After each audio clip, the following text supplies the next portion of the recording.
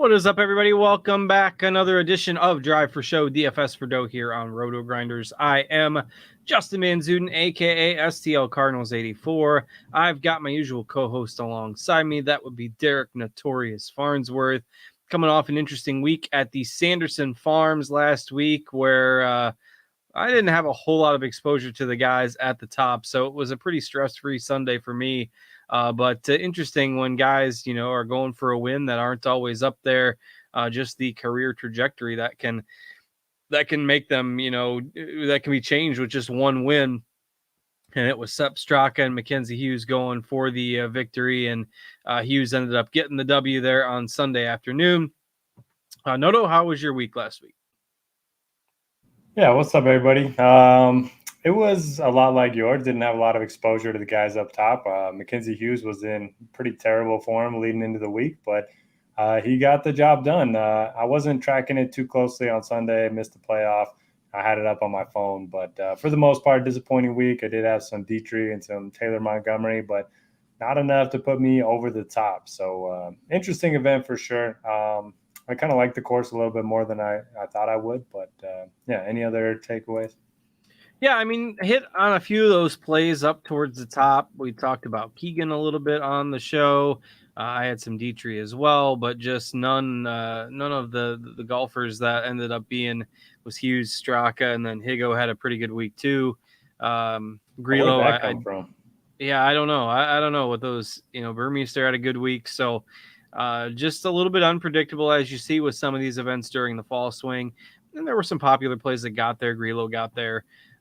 Mark Hubbard with another pretty solid week, and we can talk about him this week as well. But I went on this big rant last week about Justin Suh and Montgomery and everybody going back to Montgomery, and of course that trend continued as Justin Suh had a terrible week and Montgomery with another top 10. So again, still a pretty small sample size, but Montgomery looks to be kind of the class of the new card holders at this point. Yeah, and certainly a guy that we're going to be talking a lot about this week with this being a home game for him. And then, Garrett Kigo, I mean, I believe he won at Congaree. That was his first win on the PGA Tour. We're going back there next week, so it'll be interesting to see if he can really? They are? that form. Yeah. I love that course. For the CJ Cup. I don't know if that's a no-cut event, though, isn't it? I don't know if he's going to be able to It has been, yeah. So, yeah, well, it'll be interesting to see if he gets in the field somehow. But, that course was fun, and, it'll be interesting next week. Well, that's awesome. I hadn't looked at the course, and I know they've kind of moved that around the last few years, and I hadn't seen that it was there. So that's good. That brightened my day. Really like that course, and we'll talk about that one next week for sure. Not a whole lot of other takeaways from last week. I mean, there wasn't a whole lot of major surprises. I mean, Brendan Steele, Harris English was a guy that, we talked about. Could that be a spot for him to get back on track? He had a pretty bad week. Jace D. Poston, I guess, was probably the biggest surprise there of the guys who were expected to play well last week. And I think you might have mentioned that in your article here for this week's event or on one of the Showdown pieces. I can't remember. Yeah, that was a little frustrating. He just was terrible at the start. I think he was 4 or 5 over in his front 9 and tried to make a comeback on Friday, but it was a little too much. And I don't know if you played any Alex Smalley, one of our guys. Did you see his blow up on Friday?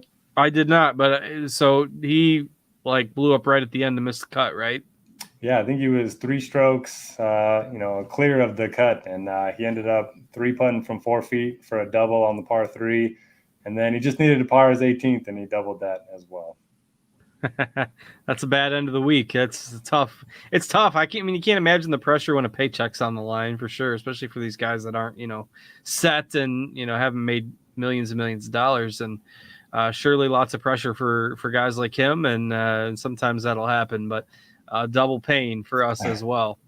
Yeah, and the Discord was not too happy, our RotoGrinders Discord. We were all tilting together. Does that make it better? Does that make it feel a little better? Yeah, misery loves company for sure. Anything else from last week? I mean, I think it was otherwise, pretty straightforward. Your typical kind of fall swing event, and guys like Davis Riley got back on track. Kevin Streelman had a pretty good week. Joel Damon up there inside the top 15. So some names that got back in the mix. I believe I said Sepp Straka was the most overpriced in the field, so that was a good take. Ended up, getting in the playoff. And then we told Dan, our boss, to to play Callum Tarrant. So at least we got something right over. I can't remember who he was. Smotherman, I think. I don't even know where Smotherman finished 67th. So yeah, that worked. So we did something right. We did something right, and we'll hope to parlay that into a little more success this week. I mean, I don't really have anything else on that event last week. It's just kind of your typical weak field fall swing event. And, this week, the Shriners Children's Open is kind of the flagship event, or one of the flagship full field events of the fall swing. It's kind of always held this place on the calendar. TPC Summerlin has always kind of hosted for the last 14, 15 years. And this is probably the one event where, relatively speaking, we'll get a stronger field than we get with some of these other fall swing events. So your thoughts on the event, the field, and then the course this week? Yeah, feels good. The course should be a lot of fun. Golfers are going to have to obviously resist the temptation to visit the Las Vegas Strip late at night. We've heard some stories of guys, not waking up on time. I think Hideki Matsuyama, the first time he played this back when we were playing on Draft Street, ended up missing his first tee time because he was out too late in his first time in Vegas. But the course, it's a par 71, just over 7,200 yards. Pretty generous off the tee, although there are a lot of strategically placed bunkers. So you're not going to see a lot of guys, bomb it out there. Hitting the fairway is pretty important. It gives you a chance to attack these pins, and you're going to have to make a lot of birdies. Surprisingly, around the green has been pretty important here over the years. I don't know if that's just due to the fact that, you can't afford to make bogeys when you miss the green, or the fact that everyone's going to be going for these par 5s and 2s. So maybe, scrambling for birdie on those holes, kind of ends up being a big deal. The greens themselves, pretty big, easy to hit. They are bent grass. And yeah, I just think non-bomber, everything from approach play in is probably going to be important. Yeah, and the distance might, like you mentioned, be a little bit mitigated because almost everyone's going to be able to hit the par 5s if they're in the fairway. And you just look at the correlated numbers over the years. And, if you want to take some angle, maybe total driving would be better than just focusing on distance this week. So I agree with those thoughts completely. And course history can be a little bit relevant. You mentioned maybe the guys who are a little more focused as opposed to going out on the town. We can speculate all we want, but you don't really know what's going on in these guys' heads during the tournament, but you can maybe use course history to guide that a little bit. So I know one guy that's not going to be out there, and that is Tom Kim. He's can't get into the clubs. He's not 21 yet, so he's still 20. So he says he's never been to a party also. He revealed that after the President's Cup, but never been to what? Like never been to any sort of party? That's what he said. I don't like a birthday party or not safe for work party. What are we talking here? We'll have to clarify. But, we got to get in on a press conference sometime so we can clarify the questions. A lot of locals in the field too, so they're probably not going to be, enjoying the Las Vegas Strip. It seems like locals like to stay away from the Strip. Yeah, it's not cool when you're from there.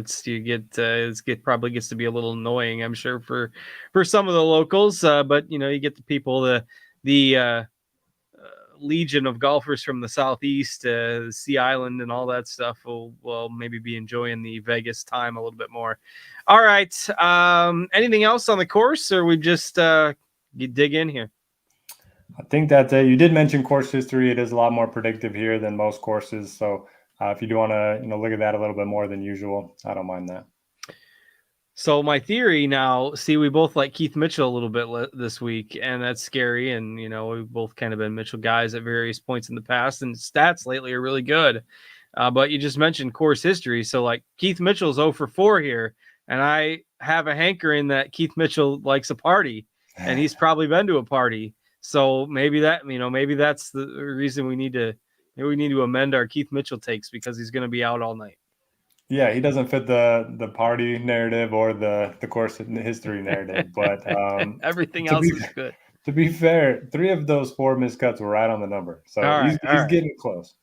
We'll see, one less drink, and then every drink is good for a stroke off the score. Who knows? Anyway, we can't let that guide all of our decisions. We'll break everybody down here over the course of the next half hour or so, and get you all the information you need to know. And I mentioned a little bit stronger field than what we see in a lot of these fall swing events, but that is somewhat of a relative term. It's not like we've got a major on our hands here. But we do have one guy at the top, and you'll see, in our lineup HQ, he's got all the dots. Everybody likes him this week. It's hard not to like him because he is clearly the class of the field in Patrick Cantlay. He is also pretty clearly going to be the most popular because of how the sites stagger their pricing. When you have kind of a large relative favorite like this, it seems like most times they end up being a little bit less expensive than you would otherwise expect. So I guess let's talk about Cantlay on his own, what you think about him, and how you're planning to handle that this week. Yeah, I think this situation is a little bit different than Sam Burns last week. He was just coming off the President's Cup. He ended up being fine, but certainly not a must for tournaments. In terms of Cantlay, it's hard not to play him, at least in cash games, small field tournaments, that kind of stuff. Look at his course history: 8th, 2nd, 1st. He's number one in my model: long-term form, mid-term form, short-term form, field strength, top, finishes, stats, everything checks all the boxes. And he's not that expensive. He could be $12K plus on DraftKings, and I think he'd still be, 20% owned. So you're getting a discount on a guy that's only 8-1 to win the tournament. Yeah, for sure. I think he's clearly the number one guy, and it could be a situation where I think in single entry you just start with him. Maybe in 3 max you put him in 2. If you're building 100 plus lineups, like I think you just get overweight on Cantlay this week. 4 top 8 finishes at this event the last 4 times he's been here. Doesn't seem like the guy who's going to go out and party and ruin his weekend. He's going to be focused on golf, and clearly the most talented guy in the field. So I am totally overweight stance on Cantlay, and part of that's because Max Homa, real big price bump for him compared to what we're used to seeing. Sung Jae Im is the defending champ and got to 24 under here last year, so no knock on him, but it's just there is a dip from Cantlay to the rest of the golfers in this field. You can see that in our projections, in Noto's ratings there in lineup HQ. But I mean, how you handle Homa and Im are only the other 2 guys above 10K. Just not a lot to spend up for this week, so they're going to get ownership in their own right. Yeah, I think they will for sure, especially Sung Jae. He's been in as good a form as Cantlay over the last couple months. He's obviously got nearly as good of course history, won here last year. So I'm fine going with either of those 2, but I do think Max Homa is going to be the forgotten man above 10K. He'll still get some ownership in large field stuff, but like a single entry, nobody's starting their lineup with Homa when you have Sung Jae and Cantlay right there. So it's interesting from an ownership perspective, but I definitely prefer the other 2.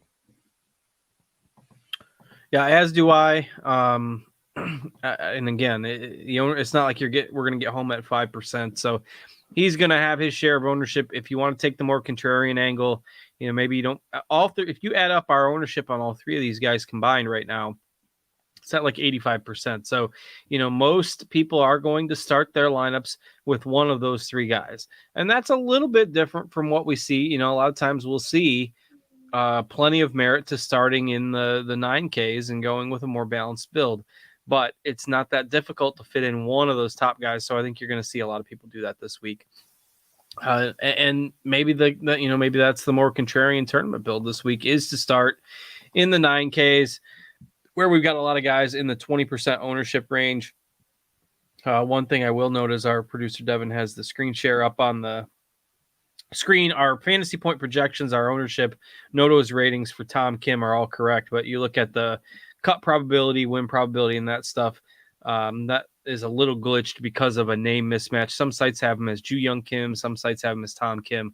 We always have to try to finagle that a little bit in our projections model, so I will alert the team to that. But don't be scared off of Tom Kim because you see that little red square there. That's just a name issue. So we've got Wise, Kim, the aforementioned at the beginning of the show, Montgomery with back-to-back top 10s to start his PGA Tour career. Grillo, who's been playing well. Cam Davis, Alex Norn, Tom Hoagie is our 9K group this week. Who are a couple of your favorites in there? Yeah, really strong range. I don't mind starting here if you do feel okay fading one of the top guys. I really like Taylor Montgomery for all the reasons we mentioned last week. He finished first on the Korn Ferry Tour in birdie average, first in scoring average.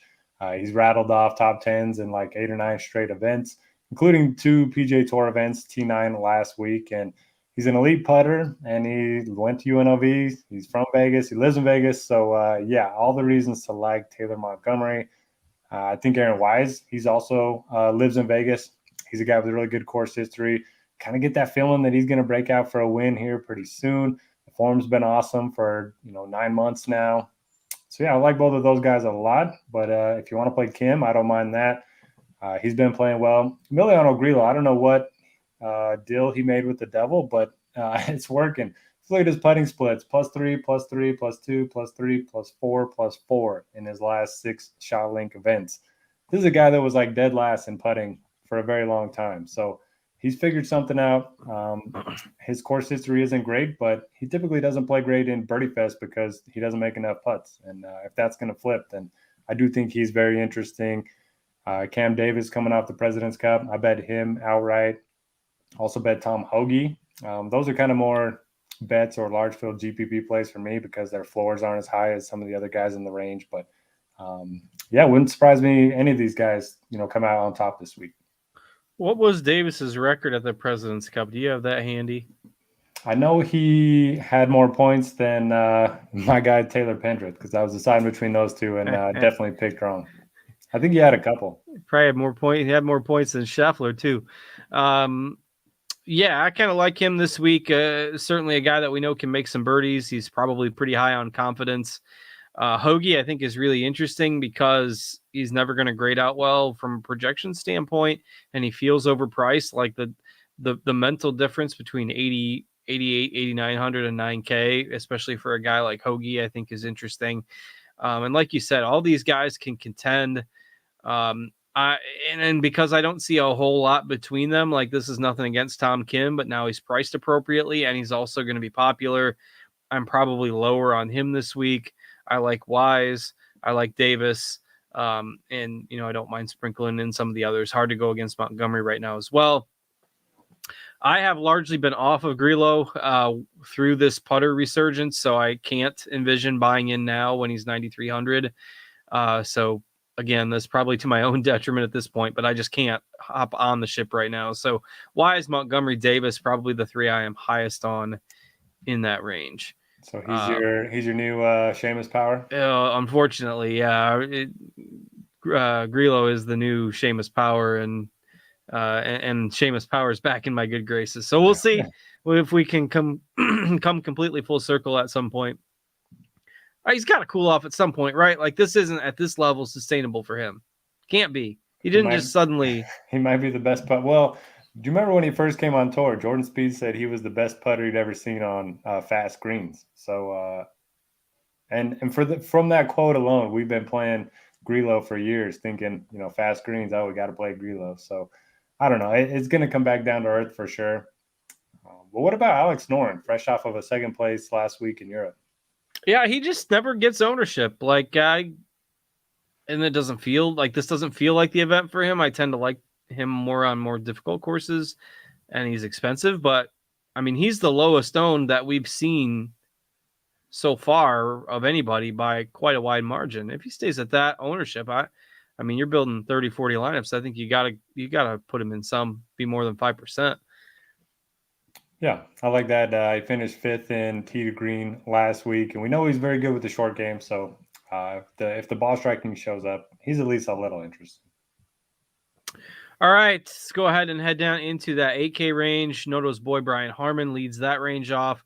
Taylor Pendrith, Siwoo Kim, Brewmeister, who had a good week last week. A couple of our top options in that 8K range. What are you going in there? I honestly don't like much in the 8Ks. I'll play some Brian Harmon because I always play Brian Harmon. Anytime you get him on a course, it's not a bomber course. He's certainly live to finish in the top 20. I wouldn't expect a win or anything like that because he just doesn't do that anymore. And then I don't like anybody until we get down to Keith Mitchell. So I'll let you cover the middle range. Yeah, I don't really like a whole lot either. Yeah, Pendrith I do like. You look at his stats. He's just become a pretty good all-around golfer. The short game stuff has been maybe a little iffy. So if you are prioritizing like around the green and putting this week, maybe it's a little cause for concern with him, but everything else has been so good. And he's going to be chalky. I mean, he's not a major surprise there at 21% ownership, but I do like him the best. Poston, if you want to play the bounce back angle, I mean, that's obviously he was bad last week, but he's a talented guy. Don't mind throwing him in some GPPs. But yeah, then we get to Mitchell, 0 for 4 here, likes to party, presumably, but a lot of those miscuts on the number. And if you look at his tee to green numbers over the last 2 months, 3 months, 4 months, I mean, I think you put this in your article this week, but he's been fantastic from tee to green lately. Yeah, number one total driver, no matter what time frame you look at in the field, 3 months, 6 months, 12 months. Ball striking over those same time periods, top 12. So yeah, it's hard not to like him if you just ignore the course history. I think if he had a couple good finishes here, he would be extremely popular because people love to play Keith Mitchell. So I'm on board with that one. One other note, Mav McNeely, he does live in Vegas, so I believe this is his home course as well.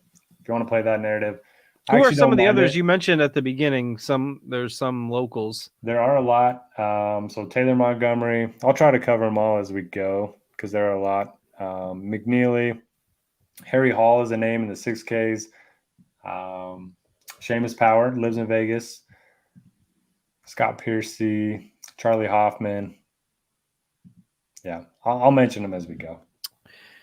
Well, so the 8K range, relatively meh, which is part of the reason why you're going to see a lot of people start. I mean, that true balanced all throughout build is a little tricky because the 8K range kind of stinks, which is why you're going to see most people prioritize at least one guy over 10K and do it, and then you can get some guys in the 7Ks because the 7K range is interesting. And there's, Dietrich we talked about last week, had a really good finish. Hard not to kind of like him again on a course that could feature plenty of scoring chances. I've seen some Ricky Fowler love this week. You're going to have to talk about that. And then Mito, and then we can get to the other guys. But I think those three guys are interesting in and of themselves. Dietrich played really well last week. I like him. Fowler, I'm off, but you can talk about it. And Mito, I think Mito is really intriguing. And if you're playing on FanDuel, he's like 8,200, which is as cheap as you'll find any viable option on FanDuel. I'm not sure why he's so cheap, but he's 8,200 on FanDuel, and that's just far too cheap. For FanDuel's average, you get 10K per golfer, and DraftKings you get 8,300 or whatever per golfer, and he's 78. So he's below the average on DK, but that's probably around where he should be. He's just way too cheap on FanDuel. So that's worth noting. I like Dietrich. I like Mito.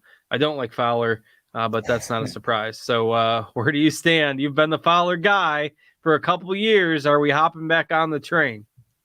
So he went back to his old swing coach, back to Butch Harmon, and Harmon does work out of Vegas. He got completely new clubs. So new clubs, new coach, maybe new Ricky. Did finish 6th at the Fortinet, hitting his first start of the season. I don't think I'm going to go there. He obviously rates out as one of the worst value plays on the board in my model. So maybe I have a couple shares, but I don't think I'm going to go out of my way. Maybe he keeps playing, better, and we can play him, when he gets to Phoenix, his favorite course. I like Dietrich. Certainly no issue there. He is a bomber, so, that's negated a little bit, but I'm still okay with him. And you mentioned Mito. Mito's so interesting. If you look at anything that's not just the last 3 or 4 months, he's going to pop in anything. I was looking at Data Golf, their strokes gained. He's top 10 over the last year in this field. He's top 10 over the last 6 months in this field. But the recent form is what we're worried about. So I'm willing to take him at low ownership and just hope he can, kind of bounce back. I like Adam Hadwin, really good course history, a guy that hits a lot of fairways. Pretty good once you get him, in the fairway back all the way to the hole. And then got to play Seamus Power, and now that we for every reason, we're back on Seamus Power after we missed out. Maybe we just feel like we missed out, so we got to play him. Well, he was 25% owned at like 9K some of those weeks. Like and it was paying just, it off. It was crazy, and then he was just he was paying it off every time. It was so silly. Now he's like in the 7Ks again. He's 5%. Then he 30th last week, or not great, but he's fine. And you get another scoreable course, and I'm in on Seamus Power again. He's gonna turn back to prime Tiger again some point. It's happening. I like it. Sheamus and Mito bounce back weeks. What about Matthew Nesmith, who was 8 under par on Sunday, I believe? Yeah, always like those hot Sunday rounds, parlaying them into the next week, but others have caught on. I think 16%. Yeah, and that's, I believe, the highest owned of anybody in the 7Ks. And I mean, I like him, but I don't think he's anything special. I think there's a lot of guys in this range. Like, I don't know. If he's that chalky, I think I'm out. Because I like Power. I like, I like Hadwin. I like Mito. I don't know. If he was like 6-7%, I think I'd be interested. But I don't think I'm interested enough to play him as the most popular guy in this range. Yeah, I think I agree. The combination of the low Sunday round and 3 straight top 20s here is probably what's driving that. Yeah. I mean, he's, volatile a little bit. So I think I'm out on that as long as the chalk remains. I think I'm out on Justin Suh as well. I've tried that a few times. Got to wait for him to come around a little bit. Yeah, I mean, you got some risk-reward guys. Gary Woodland in here. I think he missed the cut by a stroke or two last week. Wyndham Clark is hit or miss. We saw Kitayama have a few good results last week. I think the safest play as we get to like that 7,400 range is probably Mark Hubbard, who's coming off a really strong week last week, and I know that you like him as well. So your thoughts on kind of Hubbard and some of these other mid-range 7K guys? Yeah, for safety purposes, love Mark Hubbard and Chris Kirk. They are going to be fairly popular, but not as popular as Nesmith. So I'm fine with both of them. And then Svensson's a guy that I always don't mind targeting. Decent putter, a guy that can make a lot of birdies. Not a whole lot else sticking out. Oh, Andrew Putnam. So he's 7,300. I think he's rattled off 9 straight top 35s, something like that. He's got pretty good course history, really good putter, and nobody seems to be talking about him. Any interest there? Yeah, I think there's some names like that you can target in this range. Kevin Streelman had a pretty good week last week. We've seen Troy Merritt pop at times for quite a few top 25 finishes, and these could be the plays I think in GPPs that make a difference this week. Putnam, Merritt, Streelman, Chris Kirk still not getting a lot of ownership. So when all these guys are in the single digits in terms of ownership, you're going to get a lot of these guys around 4, 5, 6%, and that's why I think not a whole lot of difference in projection between them and guys like Nesmith.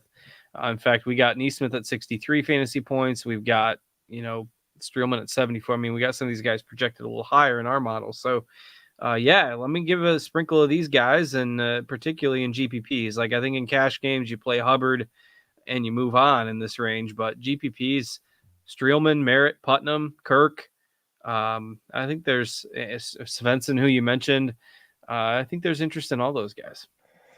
Yeah, and you mentioned Gary Woodland did miss the cut, but he gained over 6 strokes ball striking last week in 2 rounds. So that bad with the putter, or did he have one blow up, or what happened? Both putter and around the green were just terrible. So if he turns that around, I would rather target a guy like that that showed ball striking than the other way around. So he's interesting. Lee Hodges at 7K. Callum Tarrant, if you want to play the party boy narrative, I know he likes to party it up. So he's going to be having a good time if you want to pair him up with your Keith Mitchell lineups. All right. My microphone is likely going to automatically mute in 30 seconds. So I need to lead you into the very bottom end of the 7K range. And then once I get straightened out, I'll filter in my thoughts as well. All right. So I mentioned Harry Hall at 6,600, not a guy that rates out well for me. He's been god awful in his first 2 PGA Tour starts. But he was T8 here last year, and this is his home course. So if you want to play the home narrative, I like him at 66. Paul Haley's been decent since getting called up. John Huh was pretty good during the summer months. But just like last week, I don't feel good about any of these guys in single entry, 3 max. I think you kind of cut that off at 7K and go from there. And muted. See, told you that was going to happen. Got me now? Yep. The mute counter ready. See, then we're usually good for like 45 minutes to an hour after that happens. So if you had the top of the hour mute tonight, that was the winner. The most bizarre thing we've ever seen. It's always in a 15-minute interval. I don't get it. It's the most bizarre thing. But see, I've started to be able to kind of plan for it to where I'm like not talking at the moment that it happens, and then it's less distracting anyway. But I think there's some other, lots of good GPP plays in here. Even if you're looking for some safety, a guy like Grayson Sig has made a lot of cuts lately. So I don't mind playing him. Will Gordon popped for a pretty good week. Like, he was the guy everyone kind of expected to be one of the next bigger things a year or two ago, and he's kind of struggled to find his footing at the PGA Tour level, but a guy that when he's on can make plenty of birdies. So I don't mind sprinkling in those guys in your GPP builds, and that's a lot of options. The guys that Noto mentioned there, Taryn, who I like to play quite a bit, had another decent week last week. So plenty of good options in the lower part of that 7K range to help round out your lineups. There's not a ton in the 6Ks as usual in these weaker field fall swing events. I know Noto's been on. Patrick Rogers occasionally. We talked about Higo having a good week last week. Like, is there anybody in the 6Ks? It looks like Rogers does grade out fairly well in terms of your model numbers. I don't think so. I think if I'm playing anybody, I'll just play the home game narrative with Harry Hall. Hope for the best. Got Goddard back in the field this week. Yeah, take the driver out of his hands. I don't know how good he is. Well, you could not be any less excited about the 6Ks. I mean, it's a recurring theme at this point. Yeah, I mean, is it just the fields? Is that what it is? Is it the pricing? I mean, it just seems like there's, I don't know. Maybe it's because it's just the majors or the stronger field events. Has this always been a fall swing thing where there's been like nothing in the 6Ks? I'm trying to remember and I can't. I think the salaries in the books are a lot sharper to the Korn Ferry Tour graduates. They used to be cheap coming out, but now you're not getting any good prices on them, whether you're betting or playing DFS. So I think that has something to do with it. The field strength obviously has something to do with it. But yeah, we don't have anybody under 7K, above like 3% projected ownership. If you want to play the played well last week angle with Higo, I get it, but I know Jason Sobel likes him a little bit this week. So I am probably not going below 7K myself. Maybe a sprinkle of Rogers, but again, I got to be 60, 70 lineups deep before I'm digging too much into that. So we've pretty much gotten through it here. You can check us out, RotoGrinders.com. Get yourself a premium subscription. Get yourself a combo package with all the sports you like. We've got NBA starting up here in a couple weeks. Hard to believe. NFL's in full swing. NHL will be starting up as well for those of you who are into hockey. If you want the sports betting content, you can check us out at scoresandodds.com. Get all our great sports betting picks there. I know the NFL crew over on Scores and Odds has been crushing it with the NFL picks so far this year.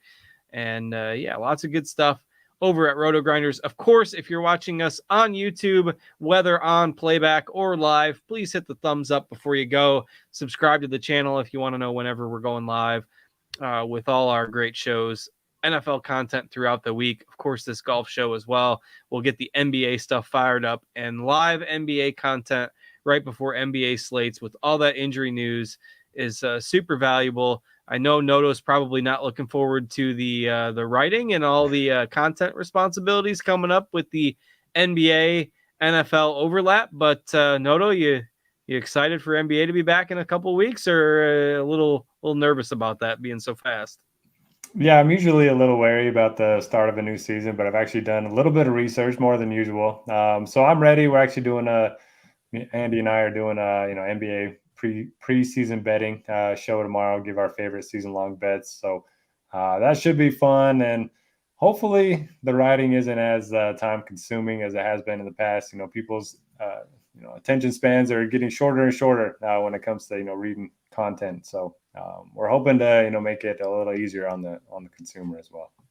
There you go. That makes it easier on everybody tee. Not quite as voluminous with the writing. And I've got to get caught up on all that offseason stuff with the NBA. I know the Cavs got Donovan Mitchell, but we're going to be spending the next couple of weeks, once the MLB regular season ends, getting ready for hoops. So you're a little ahead of me on that front, but we'll be there by the time the middle of October rolls around. and ready to go. But as always, thanks for watching, everybody. Check us out at rotogrinders.com. Thanks to Devin for producing for us, as always.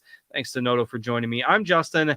Have a great week. Good luck with all your lineups in the Shriners Children's Open, everybody. And we will catch you back here, same time, same place next week for what should be a fun event on a very fun course at Congaree. So we'll catch you then, everybody. Have a good one.